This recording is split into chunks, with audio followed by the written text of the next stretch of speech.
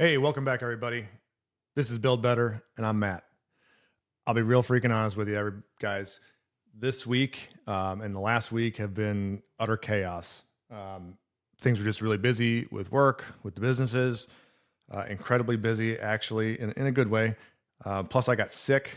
I've been kind of fighting over some middle of 75 hard type cold that took me out for couple days, and it took me out for a few more days where I couldn't really get on here and start screaming into the microphone. So if I'm being honest, this episode is going to drop on Thursday morning like they all do.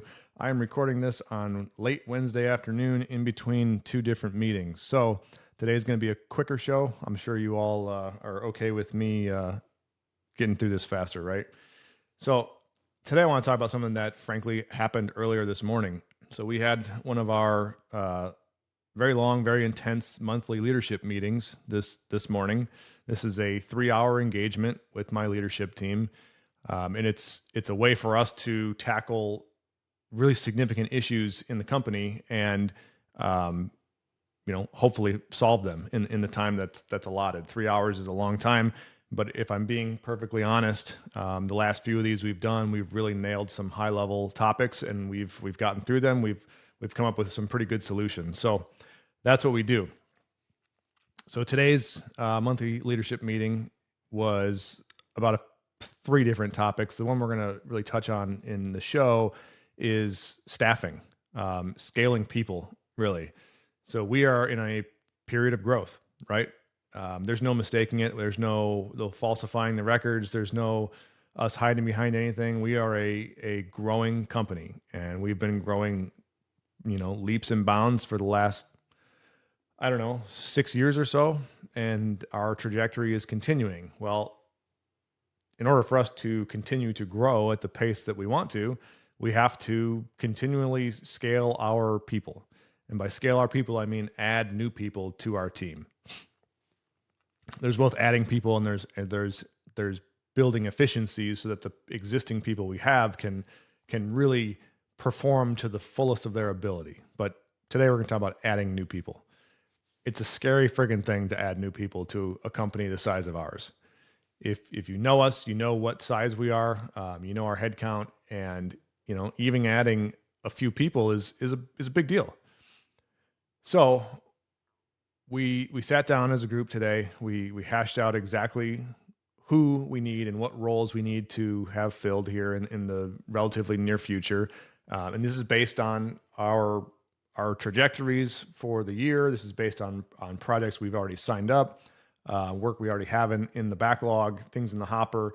So these are not like what ifs. These are not if comes. These are legitimate things, legitimate projects rather, that we have on book, that we have to be ready for.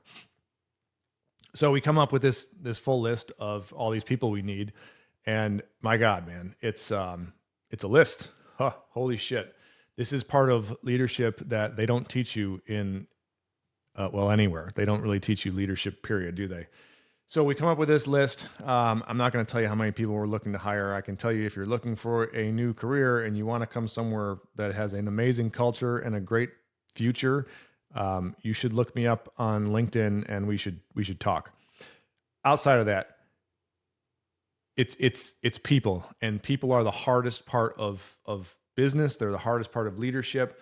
And once you have a team that you've built and that has become cohesive and operates at a high level where everybody, gets along within reason, and everybody is high functioning and they work well together, and the culture is gelling, it's really scary to bring new people into that mix, because you never know, right? You never know if this new person you bring in is going to cut the mustard, right? If they're going to fit with the culture. That is my biggest driver every day. That is the thing that wakes me up in the morning. That is the first thing I think about when I get out of bed is, how do we preserve this culture that we have built and that we are building? We've talked about culture and core values already. We're not going to go and rehash that, but you know how important this is to me personally and to the organization that myself and my team members have built. It is of the utmost importance. It's how we do everything. So to even contemplate bringing someone new into that mix is a difficult prospect, because I don't care what anybody tells you. Um, Growth is sexy. Growth is great. Hiring sucks. Hiring not sexy. Okay, it's difficult. It's kind of scary.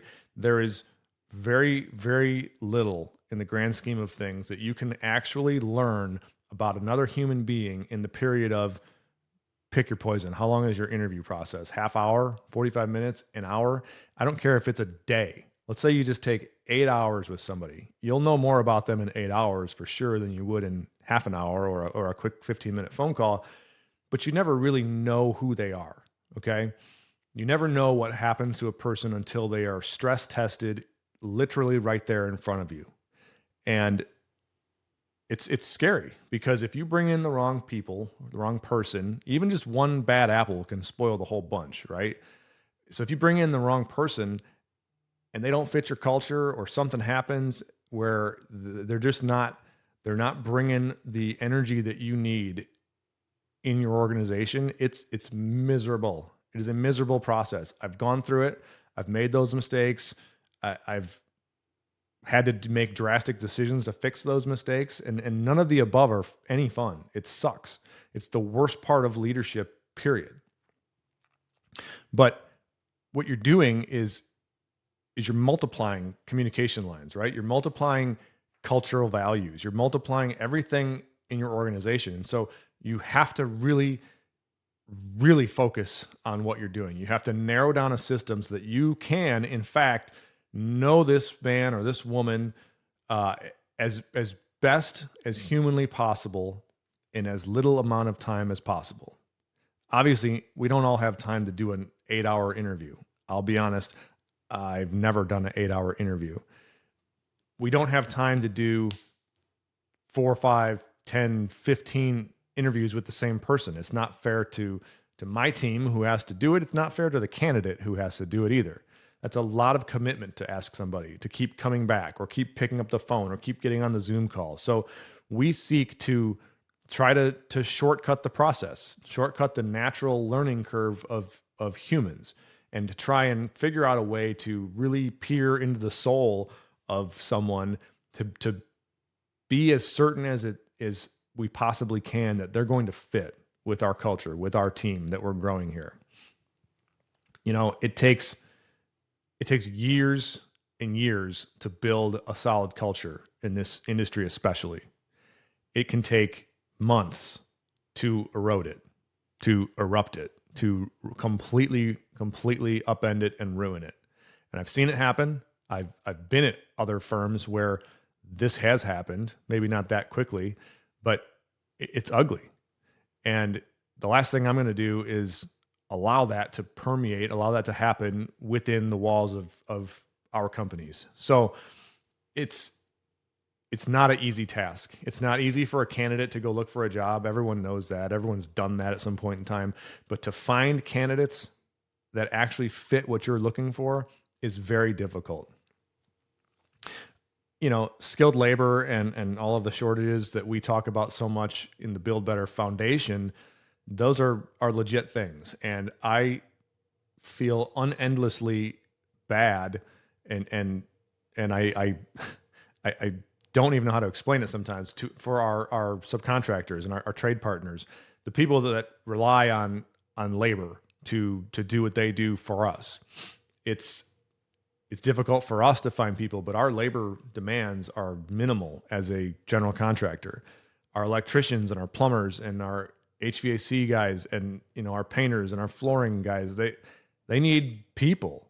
And to even fathom a world where I had to hire that many people that still try to fit into my culture and do it correctly without screwing things up, I'm not sure I could do it. So lucky for me, I'm a general contractor, and my needs are, they pale in comparison to all of our partners. However, for us, because of our size and because of what it is we do, hiring anybody is a chore. Talent is very tight these days. Ever since 2020, especially, talent has been tight. Wages have been have been increasing steadily. Gone are the days where you could hire someone who frankly didn't have a job. You can do it, but you don't want to, because the market is so starving for talented people that the people you're looking for, I don't know how to say this politically correct, and I truly don't give a shit about being that way, but the people that we are looking for, they already have active employment somewhere, which means we have to poach people from somewhere else. And it's a shitty reality in our world. There's not a pool or a hall of people waiting around to be qualified project managers or to be qualified superintendents or estimators or whatever else it is that we're hiring. And we're not just hiring for ability, right? We're hiring for alignment. We're hiring for mindset, for a matching personality that fits within this puzzle that we've made. So you have to go after people. You have to be willing to kind of walk that road. And it's kind of ugly, if I'm being honest. For us to win, someone else is losing. And believe me, don't confuse what I'm saying for weakness. I am the most competitive son of a bitch you will ever meet. If I engage with you or with anybody in a competition of any type, my sole goal is to destroy you, right? That's 100-0 mindset. I want to win at all costs, regardless of what I leave behind in my wake. But the reality is, I also have to protect my people at all times. It's like protecting a flock of sheep. It's like the shepherd, right? Because I'm out poaching. I'm out looking for qualified people to bring into my flock, knowing full well that I have to take those people away from the flock they're currently at, and knowing also full well that somebody else over there is looking at my people trying to do the same thing and trying to lure them outside of the fence, the proverbial fence. It's a constant battle, man. It's just a difficult thing, and it's a shitty reality that we live in, but that's the way it is. So how do you go about this? How do you go about this process? I have tried in the past to do things like online job postings. And I'll be honest with you, short, maybe once, maybe twice, it has always been a gigantic waste of my time, gigantic waste of money. The quality of candidates you get in a very short amount of time on most online job forums, be it Indeed or LinkedIn or any of them, it's a lot of hot garbage. If we're being real, it's a lot of people who are just opportunistic. They will use bots and apply to 400 positions at once. It's throwing shit at the wall and hoping it sticks. So we don't do that anymore. We do use recruiters.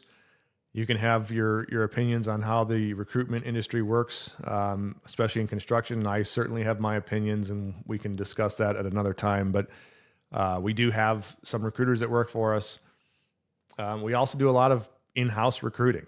And frankly, that's been our best way. The best way we ever find anyone is by in-house recruiting. It's by somebody knows somebody, or somebody has a friend of a friend who's looking to make a change.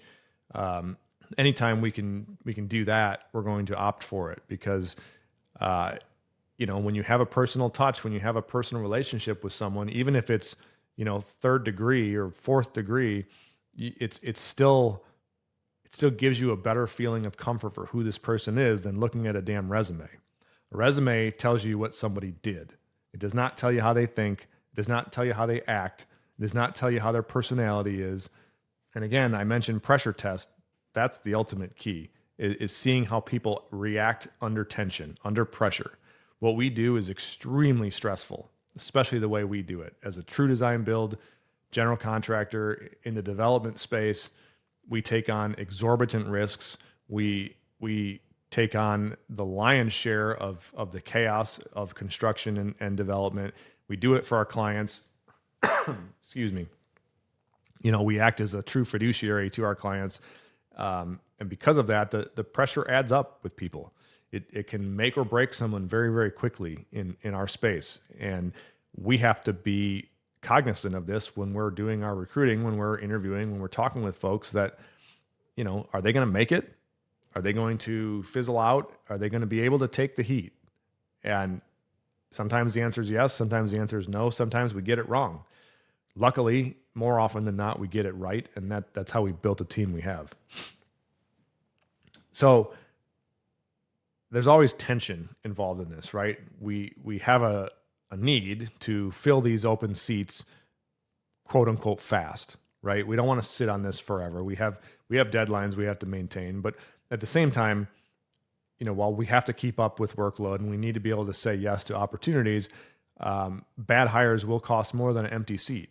So we'll never be very quick to hire in this market in terms of, or in comparison to some of the other firms. Again, I would rather myself have to manage a project or to go sit in a trailer for a few months and manage a job site. I'd rather do that than bring in the wrong person and introduce a different level of chaos and incongruence that could potentially wreck what we have built here.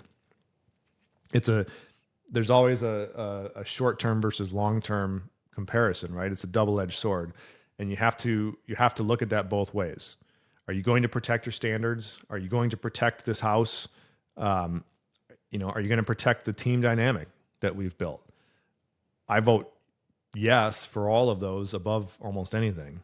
We have to stay competitive, and the way we do that is by who we bring in and making sure that they're the right people. So, hiring, it's not human resources. Hiring is strategic, and you have to recognize that. We're not looking to bring in, hundreds of people. You're not going to see us on the Sunday morning news show talking about how the MEDC is offering us millions and millions of dollars because we're creating all these jobs. It's not us.